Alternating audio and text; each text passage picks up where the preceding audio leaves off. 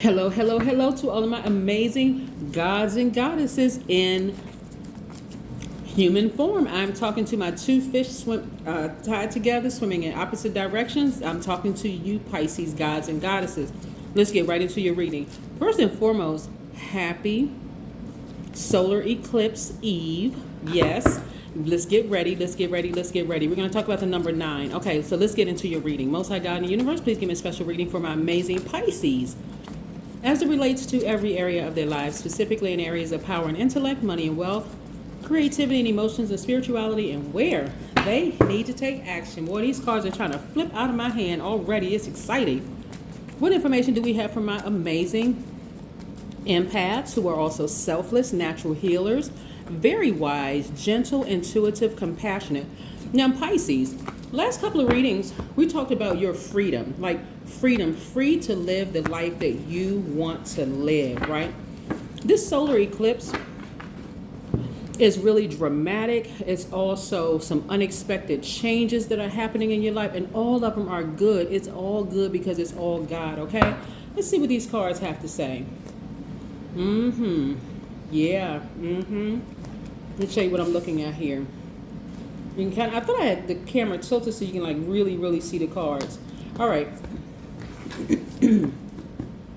We have the Ace of Pentacles. See if we can get in close so you can really see. We also have the Justice card. Somebody who's gonna have justice in their favor. We also have the Hangman. Just being patient. This is attached to one of your ruling planets, Neptune, which is not retrograde. It went station direct. I want to say December 1st. Yeah. We also have the Five of Pentacles. So a lot of things are actually working in your favor. Just be patient with this whole process. Five of Pentacles. Remember when I talked about the number 5 during, I want to say it was the last reading, I talked about the number 5 and it being a pivotal point in your life and you making a decision whether you're going to go back and repeat a cycle or you're going to move forward. Hopefully you are going to move forward, right? We also have the Seven of Swords. Somebody's behavior is like really sneaky and very deceptive around you, Pisces. Something that they're doing, and you whether it's recently exposed or you just finally like, okay, enough is, I'm just tired of seeing it. You know, like sometimes you can see something like right in your face, Pisces, but you just get to a point where you're just sick and tired of just seeing like, okay, this right here, this is not the first full moon, right? We're moving towards a new moon, and plus we have the like I said, we have this major thing that's happening, right, along with this new moon. But here's when we look at this person right here. See how this person has a knife in their hand? They kind of like nailed down. They have a hoodie on their head. This is a person who is really sneaky, someone who is very manipulative, someone who is.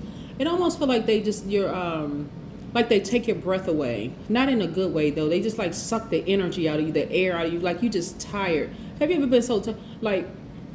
Think of it, Pisces. Have you ever been so tired you just feel like just collapsing? Like, you know, I'm just at the end of the rope. I'm just at the end of my rope. I'm just done, right? This kind of thing, right? So somebody is like literally right in your face. Your ancestors are saying, okay, I mean, how many times do I need to show you this? This is what your ancestors are saying to you, Pisces. How many times are you going to nurture this, right? Yeah. So when we talk about this, when we talk about this being exposed here and the fact that you allowing things to happen over and over and over and over and over again, like over nurturing, because you all are nurturers by default. You're a divine feminine sign. I'm talking to all my Pisces, men and women.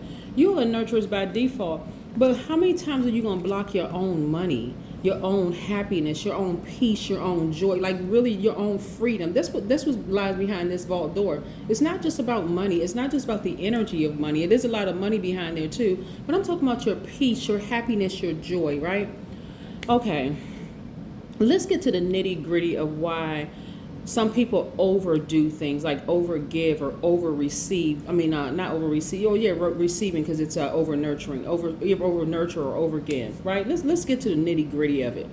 A lot of it is tied to addictions. Like some of those addictions you're not even aware of. You know, addictions are a form of illness that tell a lot about our chakras. And so all addictions, not some, not a few over here, a few over there, all addictions are based in the root chakra. So we know by now what the root chakra is, but if you are, I'm gonna make sure everybody is on the same sheet of music with this. If alcohol, if you're addicted to alcohol, root chakra, overactive root chakra. If you're addicted to cocaine or crack, overactive root chakra. Coffee, overactive root, and all of these are addictions because coffee is caffeine, right? Overactive root chakra. If you're addicted to food, overactive root chakra. If you're addicted to gambling, overactive root chakra. If you're addicted to marijuana, sex, shopping, work, overactive root chakra. By now you all know what the root chakra is, right? Root chakra is actually, it's at the base of your spine, right? It is associated with the element of the earth in the sense of smell. It governs your legs, your feet, your rectum, that base area, like that right down there at the base of your spine, right? The root is the first chakra to develop, and it does so between birth and 7 years old, right? What happened in your childhood, and it's actually it's this divine masculine energy. Your sacral chakra is your divine feminine energy, which develops between the age of 8 and the age of 14. That's where your passion is, your sexual organs and stuff are. What happened? Because I want to make sure I'm talking to men and women. What happened that caused you at that age? What kind of abuse did you suffer? Like, was somebody on drugs when they were pregnant with you? And I'm not kidding when I say this, because this is very, very serious. I really want to help everybody to really get to the root of what some issues could be as to why you over-nurtured. Did somebody make you feel ashamed of something? I mean, as to why you, because I'm seeing somebody, like if you got a court date coming up or you're planning on going to court or whatever, this is court justice and moral justice, but it's in your favor. You just be patient and watch how everything unfolds for you, because you're gonna feel great at the end of this. Like somebody who, because again, something has been exposed, and you are like really just sick and tired of being sick and tired. And remember, I said overactive. Like overactive root chakra. That's a person who is overeating, somebody who has issues with their knees, their feet, their bowel. They can't really move their bowels. They have issues with their blood. They have issues with their bones. They have all sorts of addictions. They're obese in some cases. They have an issue with eating too much, like greed, wanting too much money, too much food, too much this, like just being greedy.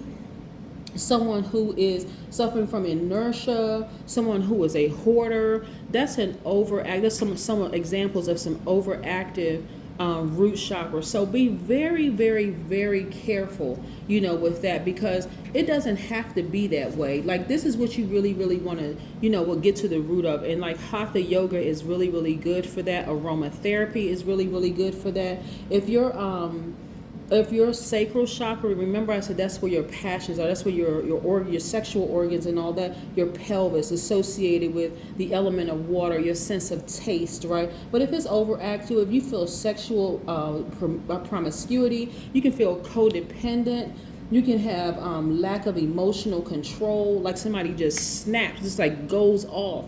You can have bladder controls.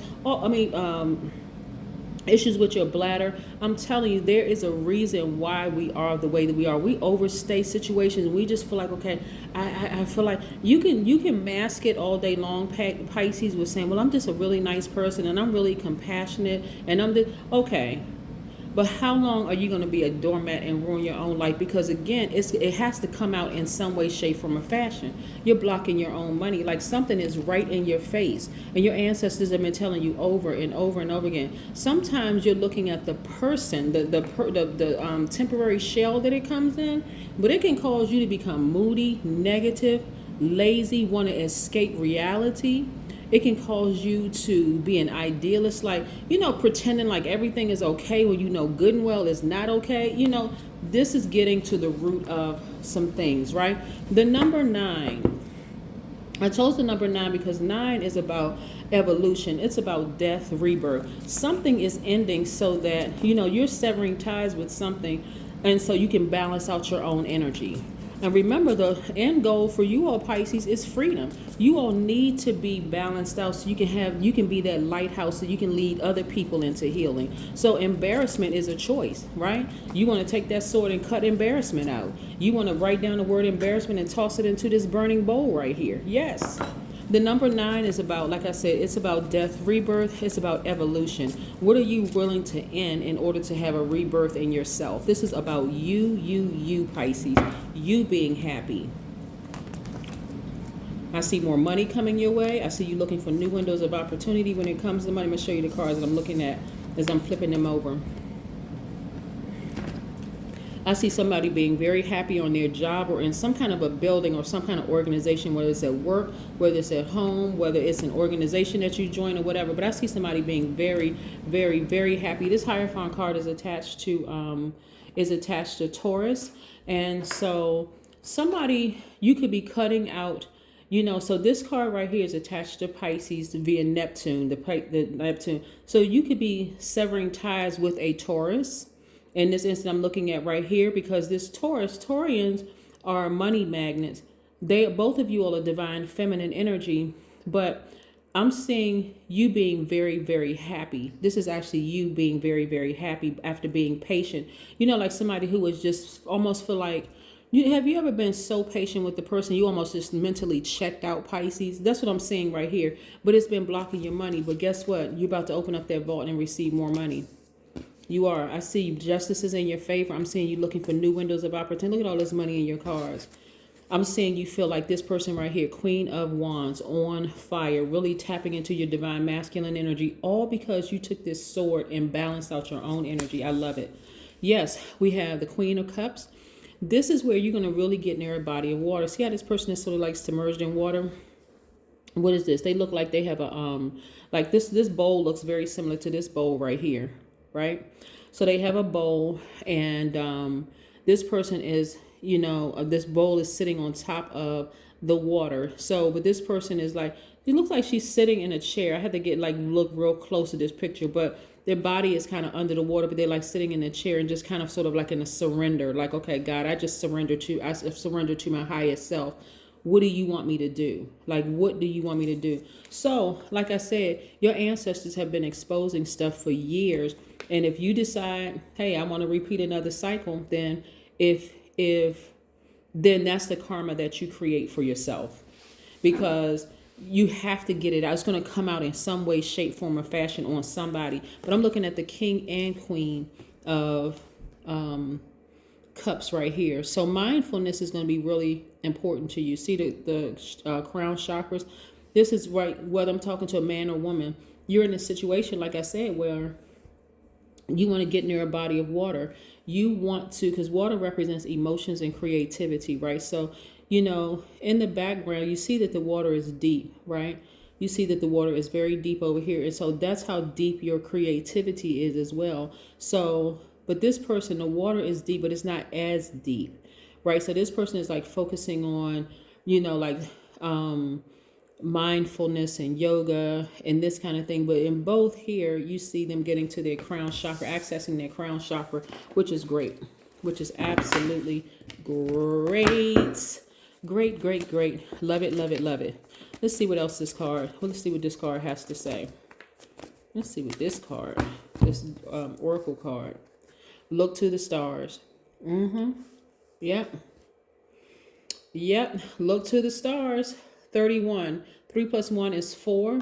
4 is a number of stability. It's where you're going to be grounded, like very grounded, very stable. So if you're in a relationship with the Taurus, because the Hierophant card is attached to Taurus, the Hangman is attached to the planet Neptune. One, you just want to be patient. You want to start dreaming bigger. You want to, like I said, when you sever ties, when you use a sword and you sever ties, there is no reconnecting or putting anything back together. There's no sewing anything back up. It's a done deal. It's severed, like completely severed. This is where you are going to, and typically, like if you ever saw like the matches and you saw like compatibility, like Pisces and Taurus, usually it's a really, really good match, right? But if there's anything that you feel like you're settling for, anything, it doesn't matter what it is, Pisces, you're going to have to do what's best for you. This sun sign may not be a Pisces. It could be their moon sign, their rising Venus, somewhere in their chart where it's just not meeting your standards, right? So again, I'm seeing you balancing out your own energy and being very, very happy because of it. But again, look to the stars. And that's what I have for you.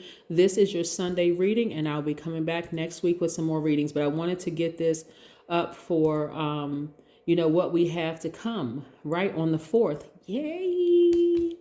Nice, nice, nice. That is what I have for you, Pisces. Have a great day. I know you will, because that's the intention you set. Bye.